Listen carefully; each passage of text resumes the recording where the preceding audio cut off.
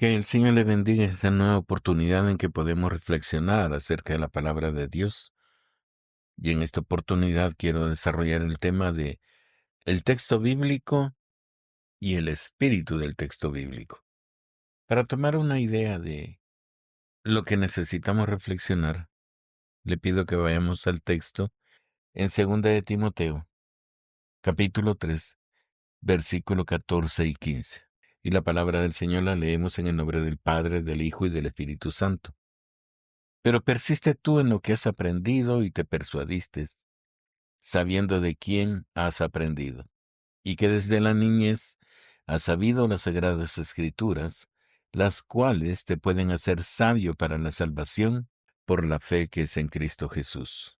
Y es la recomendación que le daba el apóstol Pablo a Timoteo, precisamente porque habían surgido diversas corrientes de pensamiento que en alguna medida estaban tergiversando el texto bíblico para acomodarlo a sus propios intereses.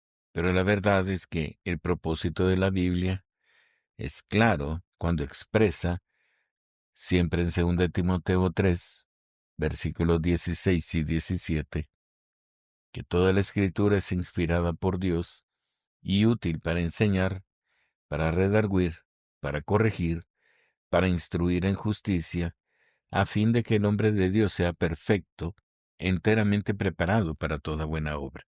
Y en este concepto de lo que busca la palabra de Dios, encontramos de que en todo momento debe existir una buena obra que testifique precisamente el conocimiento que nosotros tenemos de la Biblia.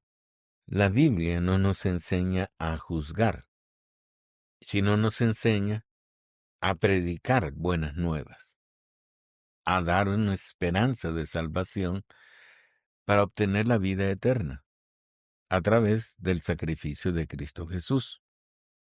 Pero mucho se ha malentendido precisamente el cómo utilizar las Escrituras, y en lugar de ayudar a las personas a encontrar la salvación en Cristo Jesús, las echamos fuera, juzgándole a través de sus obras y a través de su comportamiento. Y muchos de los que juzgan se olvidan de que precisamente ellos salieron de esa situación y alcanzaron la salvación en Cristo Jesús gracias a alguien que se dedicó de corazón precisamente a compartir el Evangelio de la salvación sin juzgar a las personas. Pero que solo póngase a pensar que si nosotros fuésemos juzgados en este momento conforme al texto bíblico, muchos de nosotros mereceríamos la muerte, aún estando dentro de la iglesia, porque somos falsos, porque mentimos y porque deshonramos el nombre de nuestro Señor y Salvador, pecando, ya sea con nuestra mente, con nuestra boca, con nuestros ojos o con nuestras acciones. Pero todavía estamos formando o estamos dentro del periodo de gracia en el cual el juicio no existe, sino que está obrando una esperanza de salvación en nosotros a través de la obra del Espíritu Santo que está perfeccionándonos hasta alcanzar la medida de la estatura de la plenitud en Cristo Jesús. Entonces, toda la obra del Espíritu Santo nos está llevando a esa perfección. Y por eso dice que la Escritura contribuye en ello, porque dice a fin de que el hombre de Dios, o sea, los que le pertenecen a Dios, sean perfectos, enteramente preparados para toda buena obra. Y entonces lo encontramos eso precisamente en el ministerio de Cristo Jesús como hombre, un hombre de Dios. Y mientras Él estuvo en carne, Él únicamente procuró que aquellos que tenían el corazón abierto conociesen el deseo de Dios por salvar a todo el mundo, para que cuando viniese la salvación a través de su sacrificio, ellos pudiesen alcanzar la vida eterna. Esa es la obra de Cristo Jesús. Entonces Él nos mostró y nos dio los ejemplos que han quedado plasmados precisamente en las Escrituras del Nuevo Pacto, en la que señala los casos, por ejemplo, de la mujer adúltera, que fue encontrada en adulterio, pero que Cristo Jesús no la juzgó, sino que le perdonó sus pecados y le recomendó que no pecase más, porque precisamente no era el tiempo de juzgar, ni él mismo podía entregarles salvación de su alma, porque su sacrificio aún no había sido perfeccionado. Entonces sencillamente le dio un perdón y le indicó, le aconsejó, no peques más, para que pudiese aprovechar el don del perdón que había recibido. Y así encontramos casos, ¿verdad? Estuvo también en la casa de Zaqueo, él sabía lo que había hecho este hombre, pero no lo juzgó. Al contrario, le dijo, es necesario que pose yo en tu casa. Y así lo hizo, precisamente para que él pudiese reflexionar respecto a la obra que estaba haciendo y buscó el mejorar su participación dentro de la sociedad, haciendo el bien, ya no haciendo el mal. Entonces el propósito de la Biblia precisamente es indicarnos, mostrarnos la forma en cómo nosotros debemos actuar en amor, en perdón, en misericordia y en una entrega completa para difundir el Evangelio de la salvación, para que todo el propósito de Dios en Cristo Jesús se complete cuando Cristo Jesús recoja su iglesia y entonces el misterio de Dios sea consumado. Para ello, el apóstol Pablo siempre le estaba recomendando a su hijo Timoteo, en 1 Timoteo 5:20, lo que debía hacer. Le señalaba, a los que persisten en pecar, repréndelos delante de todos. Estamos en 1 Timoteo 5:20. A los que persisten en pecar, repréndelos delante de todos para que los demás también teman. O sea, es una reflexión. O sea, estaba tratando de redarguir, como dice la Escritura, para que las personas examinasen su vida y reflexionasen su condición espiritual. Pero agrega en el capítulo 6, versículos del 3 al 5, si alguno enseña otra cosa y no se conforma a las sanas palabras de nuestro Señor Jesucristo y a la doctrina que es conforme a la piedad, está envanecido, nada sabe y delira acerca de cuestiones y contiendas de palabras, de las cuales nacen envidias, pleitos, blasfemias, malas sospechas, disputas necias de hombres corruptos de entendimiento y privados de la verdad, que toman la piedad como fuente de ganancia. Apártate de los tales. Será la recomendación que le estaba dando el apóstol Pablo a Timoteo. Entonces, él mismo estaba diciendo, o sea, la palabra tiene un sentido, un solo sentido: salvar, acercar al hombre a Dios. Y entonces todo lo que obre fuera del deseo de Dios por acercar al hombre a su presencia, entonces ya eso ya es algo que no está dentro de la voluntad de Dios. Sino, ¿cuál sería el propósito de enviar a su Hijo en sacrificio para que la gente fuese juzgada no en el amor de Dios, ni tampoco en el amor de Cristo, sino en una mente perturbada o endiosada que cree que tiene el derecho de juzgar lo bueno y lo malo, entre lo bueno y lo malo? Ningún hombre ha sido capacitado para juzgar al otro. Y la misma palabra dice que no juzguemos, para que nosotros no seamos juzgados con la misma regla, con la misma medida. Porque nosotros juzgamos, o el hombre juzga, sin misericordia. Pero Dios sí tiene misericordia cuando llegue el momento de juzgar a todos. Y su misericordia la está mostrando porque primero ha entregado el salvoconducto, que tiene nombre, Jesucristo, para que todo aquel que en él crea se apropie de ese sacrificio y pueda alcanzar la salvación. Pero si no creen en él, tampoco van a alcanzar la salvación. Entonces el consejo era, evita a todas estas personas que están tratando de juzgar a la gente y sacarlas de la verdad que Cristo Jesús nos ha mostrado.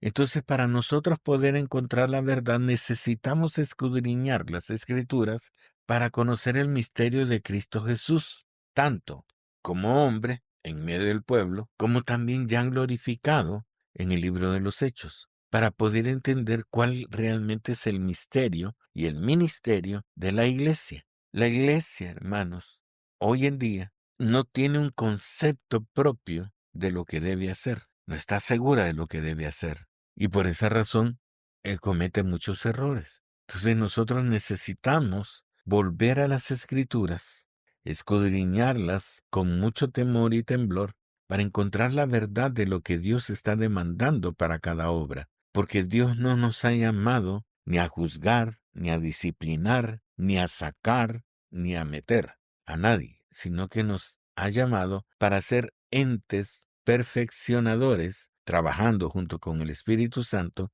para que las personas conozcan a Dios a través del sacrificio de Cristo Jesús. Y debemos empeñarnos en ello. Hay un problema con la interpretación textual de la palabra, y para ello quiero que vaya conmigo al Evangelio según San Marcos capítulo 7, y vamos a leer los versículos 6 al 13. Respondiendo él, Cristo Jesús les dijo: Hipócritas, bien profetizó de vosotros Isaías, como está escrito: Este pueblo de labios me honra, mas su corazón está lejos de mí, pues en vano me honran, enseñando como doctrinas mandamientos de hombres. Porque dejando el mandamiento de Dios, os aferráis a la tradición de los hombres, los lavamientos de los jarros y de los vasos de beber, y hacéis otras cosas, muchas cosas semejantes. Les decía también: bien invalidáis el mandamiento de Dios para guardar vuestra tradición. Porque Moisés dijo: honra a tu padre y a tu madre, y el que maldiga al padre o a la madre muera irremisiblemente. Pero vosotros decís: basta que diga un hombre al padre o a la madre, es corbán, que quiere decir mi ofrenda a Dios, todo aquello con que pudiera ayudarte, y no le dejáis hacer más por su padre o por su madre, invalidando la palabra de Dios con vuestra tradición que habéis transmitido, y muchas cosas hacéis semejantes a estas. Hablando respecto a lo que los fariseos enseñaban como ley, como parte de la ley de Dios, y como intérpretes de la ley, indudablemente ellos enseñaban lo que se debía hacer, pero esto estaba fuera del espíritu de la palabra, de la ley, porque el deseo de Dios era que cada hijo se hiciese cargo de su padre hasta su muerte, que lo cuidara, que lo honrara, indudablemente porque eran sus padres, pero que no lo dejara olvidado, sino que también correspondiera de alguna forma a todo lo que los padres habían invertido en él, y de esa forma que la misma sociedad fuese subsistiendo en unidad, porque Dios en todo momento lo que pide es que la iglesia sea unida, que los hijos sean unidos con sus padres y sus padres unidos con sus hijos, porque el enemigo siembra divisiones. El enemigo es el que divide, el enemigo es el que provoca la desunión en la familia. Pero el deseo de Dios es que todos seamos uno delante de Él, y para ser uno debemos vivir como uno solo. En sociedad, en la iglesia, en nuestra familia, en nuestra casa, todos debemos comportarnos y trabajar bajo el mismo propósito. Ese es el deseo de Dios. Pero el enemigo ha puesto divisiones a tal grado que aún entre la familia se están peleando e incluso matando por una herencia. Y eso únicamente nos deja ver la obra del enemigo dentro de la familia. Y si así está con la familia, ¿cuánto más con la iglesia? Si en la iglesia hay grupos sectarios que no se mezclan con otros grupos, sino que son exclusivos, o sea que si no son de ellos, no pueden estar con ellos. Y si eso está pasando, es porque aún la misma cabeza está fomentando la división dentro de la iglesia y no está proclamando la unidad como parte de la enseñanza de Cristo Jesús. Hermanos, son aspectos medulares en la existencia de una obra y que deben ser vistos y apreciados como algo fundamental dentro de una congregación, porque es la ordenanza de Dios. Es lo que nosotros debemos entender cuando dice que la iglesia es la esposa de Cristo. Entonces, si es la esposa, quiere decir de que ella es un cuerpo, es un solo ser. Hay unidad en ese ser. Y Cristo Jesús no viene por un brazo que lo va a levantar de determinada parte de este mundo y la pierna la va a tener del otro lado y la cabeza va a estar en el polo norte y no sé cómo va a distribuir el cuerpo el Señor. Él nos llama precisamente a ser uno solo, a tener un mismo pensamiento, un solo Dios, una sola fe, un mismo sentir, un mismo espíritu. No podemos tener diversidad de espíritus porque entonces estaríamos adorando a una diversidad de dioses, ni podemos estar siendo enseñados y guiados por diversidad de espíritus, porque entonces ¿cuál sería el espíritu verdadero? El espíritu de Dios busca una sola cosa, la unidad en fe, en amor, en confianza, en servicio, en instrucción. Y para ello, todos debemos estar practicando lo mismo. Pero si usted observa, cada iglesia cristiana se comporta de diferentes formas. Y desde que hay una división desde ese momento, quiere decir de que ya no estamos poniendo por obra la palabra de Dios, sino estamos poniendo por obra otra forma de pensamiento. Como lo dice Jesús en el Evangelio según San Marcos, capítulo 7, versículo 7. Pues en vano me honran enseñando como doctrinas mandamientos de hombres. Entonces toda la obra del hombre que no es guiada por el Espíritu Santo va a fomentar división. Y desde que estamos fomentando división quiere decir que nosotros no somos parte del cuerpo de Cristo. Y ahí está todo. O sea, no somos parte del cuerpo de Cristo porque Cristo Jesús no está dividido. Dios no puede estar dividido. Ciertamente, nosotros hablamos de una Trinidad, Dios Padre, Dios Hijo y Dios Espíritu Santo, pero ellos tres son uno solo. Es el Dios Todopoderoso. Entonces, si en ellos no hay división, ¿cómo puede haber división en la iglesia? No puede haber, porque entonces no somos ni semejanza ni la imagen del Dios que decimos adorar. Si nosotros fuésemos imagen y semejanza, entonces tendríamos que estar unidos, tendríamos que estar practicando lo mismo. Y una sola cosa, la palabra de Dios, clara, sin sesgo, sin ser tergiversada, sin estar contaminada con otro pensamiento, sino que estaríamos prácticamente viviendo la palabra de Dios tal y cual el Señor nos la enseñó, practicándola con la guía y el poder del Espíritu Santo. Pero no hay Espíritu Santo en la iglesia. Hablamos del Espíritu, pero no hay un mover genuino y completamente libre del Espíritu Santo en nuestras congregaciones. El mover del Espíritu no es un texto, no es una idea, no es un concepto, es algo real, es el mover de nuestro Dios en medio del pueblo. Y si Dios está en medio del pueblo, quiere decir de que va a haber obra que testifique que Dios está con nosotros. Y no es lo que hablamos con nuestra boca, sino lo que sucede cuando el Espíritu de Dios se mueve en medio de la congregación. No es porque exclamemos de que hubo bendición, que va a haber bendición. No, la bendición va a estar y se va a apreciar y se va a testificar y proclamar por los hechos portentosos, por los milagros, por las hazañas que están sucediendo en medio de una congregación que está llena del Espíritu Santo. Porque de lo contrario, únicamente estamos hablando de un texto bíblico sin espíritu y sin una vivencia real de lo que nosotros hablamos. Tendríamos que estar completamente encendidos con el fuego del Espíritu Santo para comprender la profundidad de lo que significa el mover del Espíritu Santo en medio de una congregación. Y deberíamos estar nosotros completamente llenos del Espíritu Santo para que todo lo que está escrito suceda en nuestras congregaciones. Pero desde el momento que no sucede, entonces quiere decir que hay algo malo, hay algo que no está funcionando bien.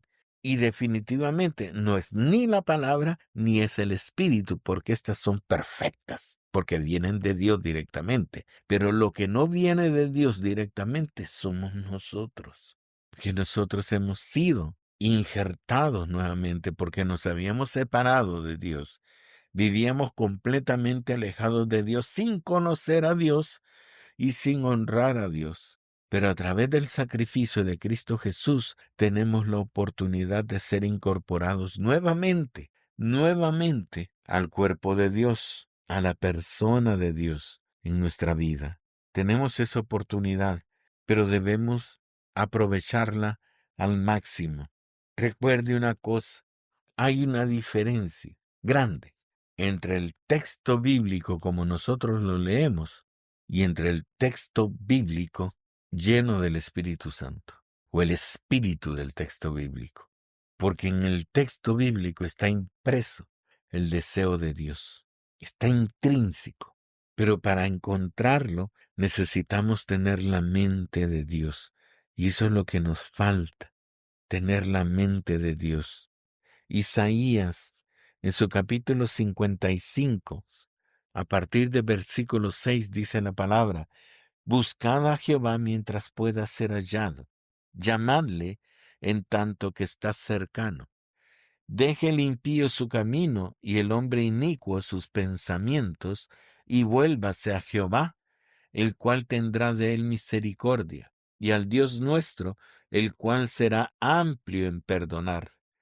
Porque mis pensamientos no son vuestros pensamientos, ni vuestros caminos mis caminos, dijo Jehová. Como son más altos los cielos que la tierra, así son mis caminos más altos que vuestros caminos, y mis pensamientos más que vuestros pensamientos. Entonces no podemos englobar o encajonar el pensamiento de Dios a nuestra mente. El pensamiento de Dios es mucho más amplio y tiene mucho más alcance de lo que nuestra imaginación pudiese en algún momento imaginar de lo que es la obra de Dios en el hombre. Por eso, hermanos, la interpretación que nosotros podamos dar de la palabra no es correcta. Para que exista algo correcto en la interpretación de la palabra, tiene que estar la guía del Espíritu Santo. Y todo tiene que concordar con el pensamiento y el deseo de Dios de darle salvación a toda la humanidad. Porque Dios ama a la humanidad.